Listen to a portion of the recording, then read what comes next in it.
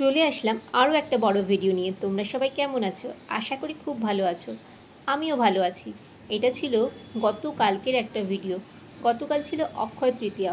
কোনো plan programme ছাড়াই হঠাৎ করে ঠিক হলো দুপুরের খাওয়া দাওয়া শেষ করে বিকেলবেলা আমরা একটা মন্দিরে ঘুরতে যাব। তাই আমি, মা, আমার সামনের বাড়ির দিদি আর এক দাদা বিকেলবেলা 4টের সময় বেরিয়ে পড়েছিলাম দিদির গাড়ি করেই। বেলঘুরিয়া রথতলার পাশ দিয়ে ছুটে চলেছে আমাদের গাড়ি। আমরা যাচ্ছিলাম মা আদ্যাশক্তি আদ্যাপীঠ মন্দিরে। এটি দক্ষিণেশ্বর মন্দিরের একদম কাছে। আজ আমরা দক্ষিণেশ্বর মন্দিরে যাব না, শুধু আদ্যাপীঠ মন্দিরেই যাব। এখন বাজে বিকেল 5:30। আমরা এসে পৌঁছে গেলাম আদ্যাপীঠ মন্দিরে।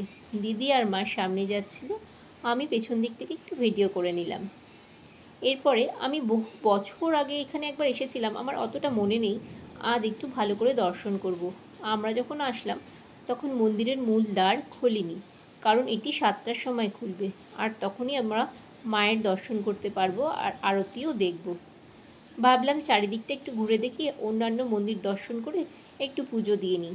এখানে একটা বড় অশ্বত্থ গাছ ছিল, এখানে অনেক শিবলিঙ্গ রয়েছে। আর এই যে দূরে দেখা যাচ্ছে পুরোহিত মশাই শাড়ি পাট পাট করে ভাঁজ করছে।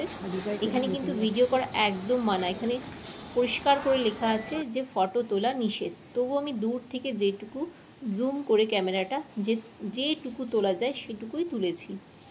এখানে এটা হচ্ছে আদি মন্দির। এখানেই মা প্রথম স্থাপিত হয়েছিল।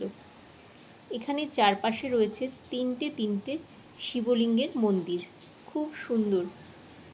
দক্ষিণেশ্বরের লাগোয়া এই আদ্যাপীঠ মন্দিরের প্রতিষ্ঠা করেছিলেন অন্নদাচরণ। শ্রী শ্রী ঠাকুর রামকৃষ্ণ পরমহংসদেব অন্নদাচরণকে বলেছিলেন, এডেন গার্ডেন্সের ঝিলে আদ্যামা পড়ে আছেন, তাকে তুলে এনে প্রতিষ্ঠা করতে হবে। এখানে শিবলিঙ্গ মন্দিরের পাশাপাশি রয়েছে রাধা গোবিন্দের খুব সুন্দর মন্দির। আমরা পুজো দিয়ে বাইরে বেরিয়ে একটু ধূপকাঠি আর মোমবাতি ধরিয়ে দিলাম। এখনও 7টা বাজতে অনেকটা সময় আছে। দাদা তাড়াতাড়ি দুপুরের খাবার খেয়ে নিয়েছিল, তাই একটু খিদে পেয়ে গেছিল। তাই আমরা সামনে একটা দোকানে ঢুকে কচুরি নিয়েছিলাম। আমি অত বেশি খেতে পারবো না, তাও আমি 2টো কচুরি নিয়েছিলাম আর একটু সঙ্গে ছোলার ডাল খেলাম। ভীষণই ভালো লাগলো, খুব সুন্দর টেস্ট হয়েছিল। খাওয়া দাওয়া শেষ করে আমরা চলে গেছিলাম পাশের গঙ্গার ঘাটে মা গঙ্গাকে দর্শন করতে। দিদি বলেছিল আজ অক্ষয় তৃতীয়ার দিনে মা গঙ্গাকে দর্শন করা নাকি খুব ভাগ্যের ব্যাপার আর পুণ্যেরও ব্যাপার। তাই আমরা হাঁটা পথে চলে গেছিলাম গঙ্গার ঘাটে।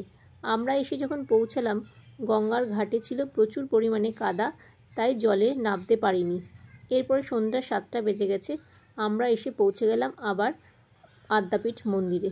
সন্ধ্যা 7টার সময় আরতির সময় হয়ে গেছে, মন্দিরের দ্বারও খুলে গেছে, মায়ের দর্শন হয়ে গেল।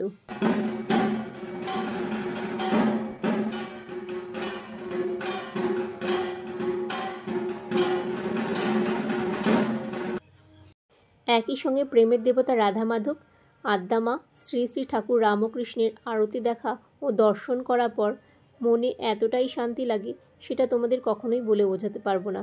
মনে হয় যেন সময়টা এখানেই থেমে থাকুক।